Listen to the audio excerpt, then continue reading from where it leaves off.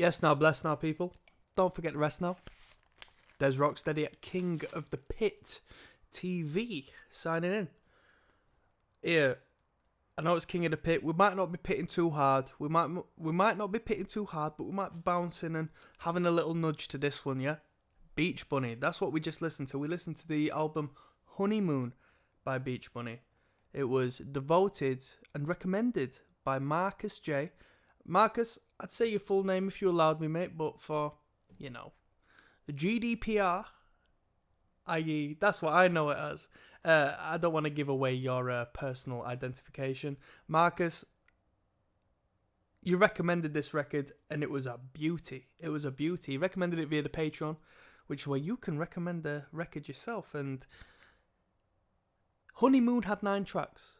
And I started the listen through, which will be on this channel already. We'll have gone through song by song by song reaction, within reason, given it's not been like copyright stricken to hell and back and like not allowed on YouTube. But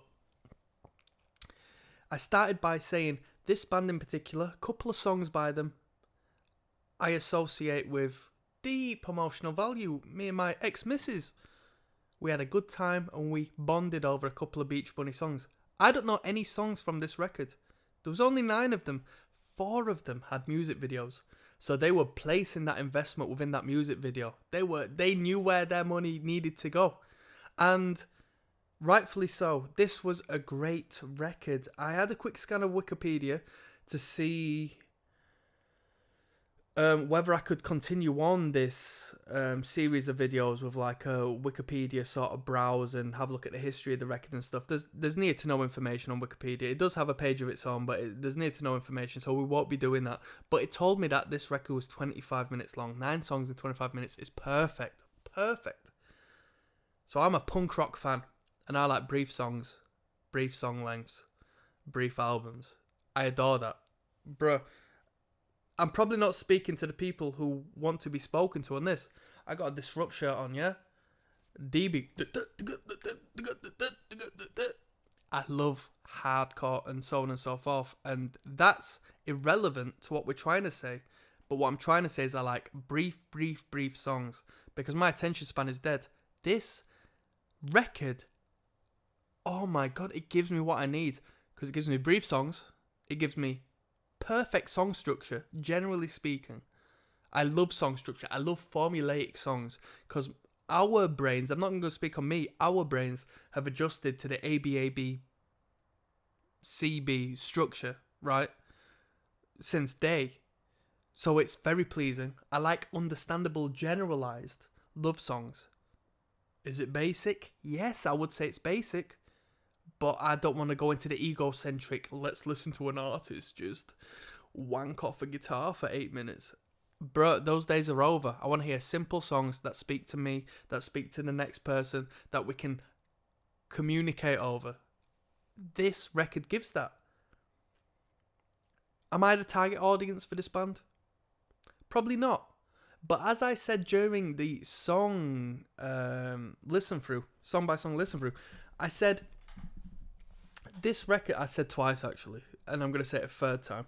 This band and bands like this, these alternate indie rock bands, these power pop bands, have got more of a punk emphasis, more of a punk element than the bands that are punk rock.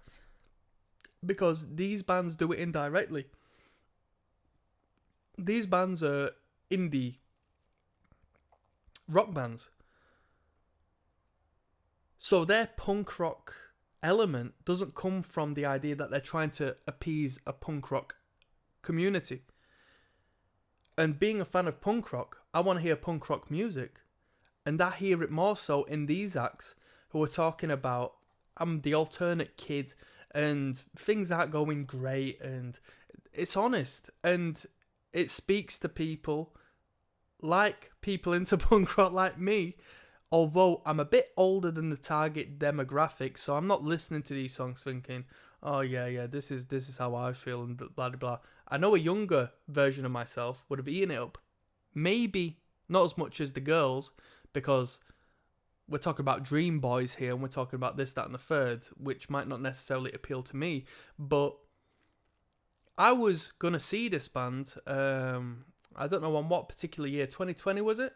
They were set to play in London, and COVID hit, and then we're gonna have to reschedule, and then they rescheduled to like never, and didn't end up playing, and that was the story on that. I was actually gonna see this act with my ex-girlfriend, and yeah, it's a bit of a shame really, because I would have liked to see this band. I still would like to see this band, but you know, I can't turn up on my it'd be quite funny to turn up on my ones and this. Like I said, I'm not the target demographic, and you know, I would do for the sake of it, but I wouldn't go out my way. I don't buy tickets for no, like, it's not even the fact it's beach fun. It's just like I'm not paying £5 for a ticket nowadays. You know what I mean? I'm just walking in for free. You know what I mean? I'm a legend. Don't get me wrong. I'll just go see some local acts for free. That's all I do nowadays. And flexing aside, instrumentally, very good. Structurally, perfect. The band knows how to write a song, and they know how to write a song to such degree that I think at this stage there must have been external writers. You tell me, because they can write a very good song. Lyrically speaking, whoever is behind the lyrics can write a very good song. If it's her who's behind the lyrics, the front woman, she's fantastic, absolutely incredible at writing a song, because she doesn't give so much information that it's like very precise and you cut me out because I don't associate with that. She writes very generalized lyrics, and that's like pop writing 101 to appeal to a broader market. That's really good. Yeah, the instrumental is simplified. It's not like complex, and that's exactly what you need, because it gets youngsters starting bands, influences people to start bands in aims of being this band and creating a homage and a cult-like following to this act, and that's absolutely incredible. I thought this was a great record. This is going to be tough because I've got to give it a rating out of 10 now. This is going to be hard. This is going to be really hard, actually. Normally, I'd just fly in and give a number, but this is going to be hard. Fuck. I'm going to give Honeymoon by Beach Bunny 8 out of 10. 8 out of 10.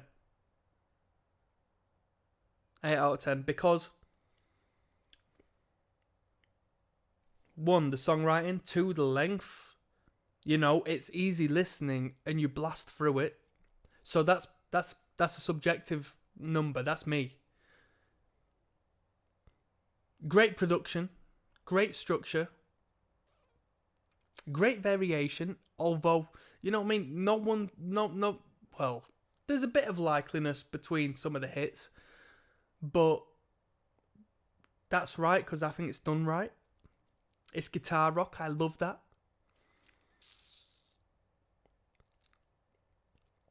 Points detracted because I can't correlate too much with what's been said. Points deducted because they're not hitting me directly with my story and my life. Points deducted because I'm not going to give no other reasons, because I think this is a great record. I think this is a fantastic record, and there's a lot of emotional value, and that's art to me. Honest and emotional. If it can create an emotional response, whether it be a negative one, in your personal opinion, I think that's fantastic art. And that's me signing out, people. One love. Mwah.